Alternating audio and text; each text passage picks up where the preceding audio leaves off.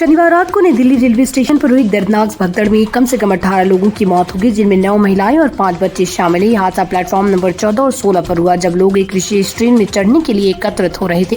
हादसे में कई लोग गंभीर रूप से घायल हो गए, जिनका इलाज दिल्ली के लिए हार्डिंग और LNJP अस्पताल में चल रहा है। इस घटना ने एक बार फिर रेलवे की सुरक्षा व्यवस्था पर सवाल उठाए हैं और कई नेता सरकार को घेरने में जुटे हुए हैं। कांग्रेस नेता राहुल गांधी ने इस हादसे पर गहरी शोक व्यक्त करते हुए ट्वीट किया। उन्होंने कहा कि नई दिल्ली रेलवे स्टेशन पर हुए इस हादसे में कई लोगों की मौत हो गई और कई लोग घायल हुए। ये बहुत ही दुखद और चिंताजनक है। ये घटना एक बार फिर रेलवे की विफलता और सरकार की असंवेदनशीलता को उजागर करती है। शनिवार रात हुई नई दिल्ली रेलवे स्टेशन पर भीषण भगदड़ में 18 लोगों की मौत हो गई, जिसमें 9 महिलाएं और 5 बच्चे शामिल हैं। इस घटना ने रेलवे प्रशासन की लापरवाही और भीड़ नियंत्रण की विफलता को एक बार फिर उजागर किया है। घटनास्थल पर जमा भीड़, ट्रेनों की रद्दीकरण और प्रशासन की नाकामी ने मिलकर इस दुर्घटना को जन्म दिया। इस मुद्दे पर अब सवाल उठने लगे हैं, आखिर कौन है इस हादसे का जिम्मेदार। नई दिल्ली रेलवे स्टेशन पर इस घटना से पहले रेलवे ने प्रति घंटे 1500 सामान्य टिकट बेचे, जिससे स्टेशन पर भीड़ का दबाव बढ़ गया। सामान्य टिकटों की बिक्री से यात्री संख्या में वृद्धि हुई, जबकि प्लेटफॉर्म पर जगह की कमी थी। इसके चलते यात्री प्लेटफॉर्म नंबर 14 और 16 पर एकत्रित हो गए, जहां बाद में भगदड़ मच गई। स्थिति इतनी बिगड़ गई कि प्लेटफॉर्म पर लोग अपने ही रास्ते में फंसे हुए थे और अचानक मची अफरा तफरी में कई लोग एक दूसरे के ऊपर गिर गए, जिसमें मौतें हुई।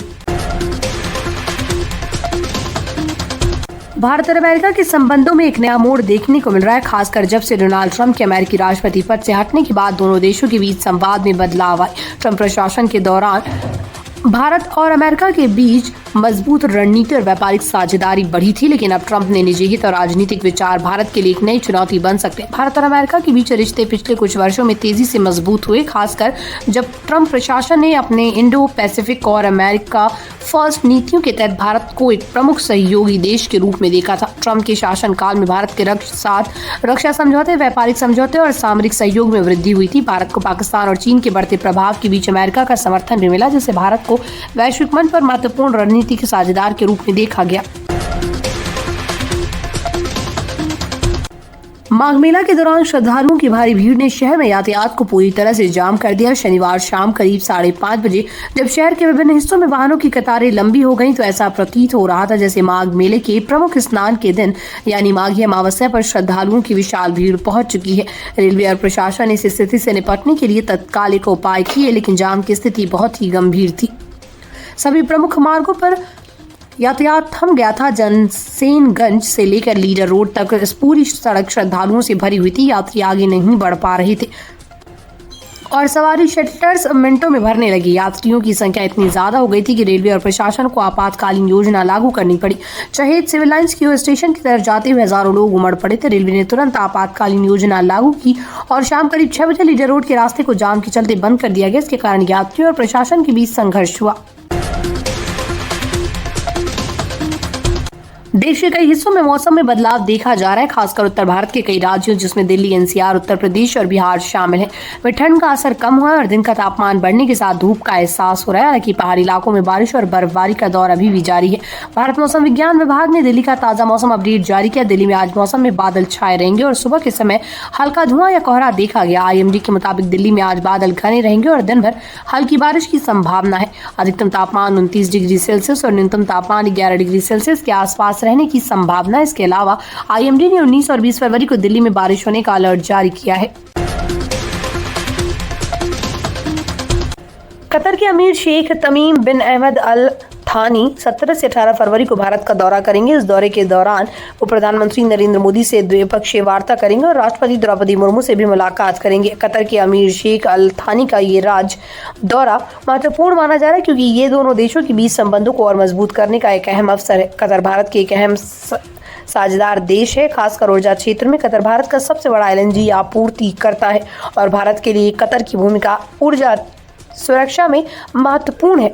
वित्तीय वर्ष 2022-23 में भारत और कतर के द्विपक्षीय व्यापार लगभग 18.77 बिलियन अमेरिकी डॉलर का था, जो दोनों देशों के आर्थिक रिश्तों की मजबूती को दर्शाता है। कतर के ऊर्जा मंत्री साद शेरिदा अल काबी ने हाल ही में भारत के दौरे के दौरान भारत की ऊर्जा जरूरतों को पूरा करने में कतर के समर्थन की प्रतिबद्धता को दोहराया था। भारतीय क्रिकेट टीम की हाल ही में चैंपियंस ट्रॉफी 2025 के लिए घोषणा की गई, लेकिन इस बार भारतीय टीम में जसप्रीत बुमराह का नाम शामिल नहीं है। बुमराह को कमर की चोट के कारण टीम से बाहर होना पड़ा। अब सवाल यह है कि बुमराह ने क्या बिना भारतीय चैंपियंस ट्रॉफी का खिताब जीत पाएगी, जो कि लगभग 12 सालों से भारत के पास नहीं है। भारतीय की टीम ओडीआई प्रारूप में लगातार शानदार प्रदर्शन करी। खासकर 2023 विश्व कप के बाद से भारतीय टीम की बल्लेबाजी और गेंदबाजी दोनों में बेहतरीन सुधार देखा गया, लेकिन अब सवाल ये है कि क्या भारतीय टीम चैंपियंस ट्रॉफी में भी अपनी शानदार फॉर्म को बनाए रख पाएगी और बिना बुमराह के भारतीय गेंदबाजों का प्रदर्शन कैसा होगा, खासकर जब विपक्षी टीमों के पास भी मजबूत बल्लेबाज मौजूद हैं।